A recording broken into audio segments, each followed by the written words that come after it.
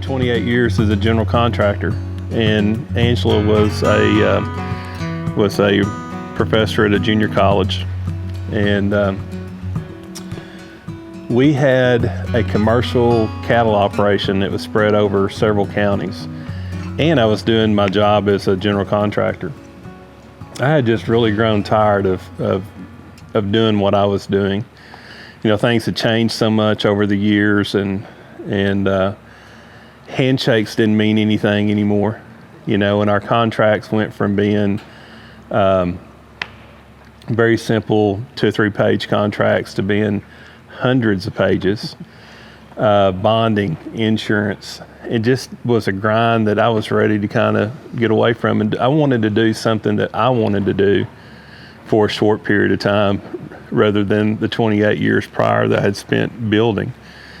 And don't get me wrong, I enjoyed what I did for a long time, but having an opportunity to do what my heart wanted to do, which was farming, I couldn't pass that up. And I had a partner that believed in me enough and was supportive enough that we decided to do this together.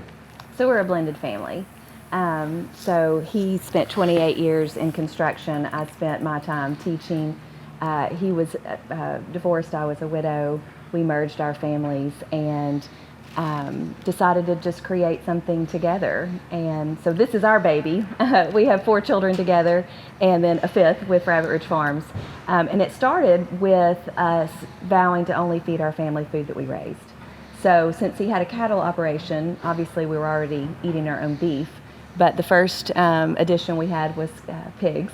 And then it went from, oh, this is delicious and wonderful. We have friends and family that want to do this, so we'll sell them a half a beef or a half a hog. And then we thought, wait a minute, if this is really what people are yearning for, maybe we need to expand on that. And that's when we had a real heart-to-heart conversation of what do you want to do and what would make you happy, and it was making a living here on the farm. And so that's when we added chickens and started selling retail cuts.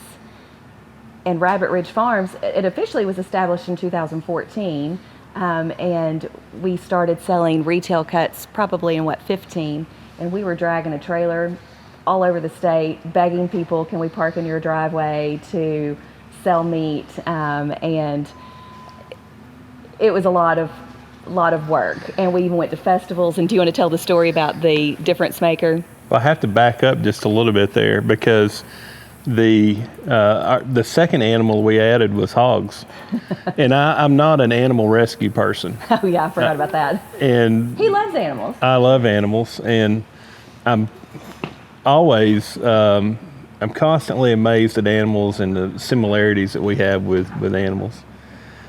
But we went to buy a sow from one sow from a person so we could raise a few pigs. And before it was over with, we bought the entire herd. They were in such deplorable conditions that I could not stand to leave them there. And so I had a big trailer, and we just brought them all home. And one pig begets many pigs quickly. And eventually you run out of friends and family to sell halves and wholes to. And when we made that decision to start selling cuts, it was a leap of faith. Mm-hmm. You know, we started out with one of these big commercial white, chest freezers, like it's at your parents' house or your grandparents' house, and you put a year's worth of food in it. And then that led to another one and another one, and before it's over with, we had 7 of these freezers behind our house, put in barns, in trailers. We had extension cords run to places. We had 2 of them that we kept in a box trailer. And like Angela said, we had to figure out a way to sell them. And that began with going to all these different places and calling our friends and saying, can I sit in your driveway? Can we do a Facebook campaign in your city and try to sell this stuff? We knew we had a good product. And then as it turned out, we finally began to start selling it, but it was definitely not definitely not an overnight deal. No. And really, farm to table's come a long ways. I mean, from that time until now, it's come a very long ways. Well, and another pivotal occasion was we were at a festival. So we were in the mindset, if we took this fantastic product to folks, they're going to want to come buy it again. And that wasn't always the case. So we went to this festival. It was August in Arkansas. You can imagine how hot. And our booth was between the kids' karaoke and the dog park. Keep in mind, we love both. We have 4 children. We have 3 dogs. You can only hear Miley Cyrus so many times during the day. I mean, and barking dogs, which, once again, we love children and dogs, but it was not an ideal location. We could not beg people to take this meat. And we said, we got to do something different. So the next booth over was a guy wearing a kilt selling aquaculture stuff. So he was the beneficiary of that day. Yes, he got all of our meat. So we handed him the pan of cooked meat, said, enjoy.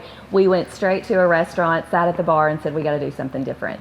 And so we decided we needed to bring people here.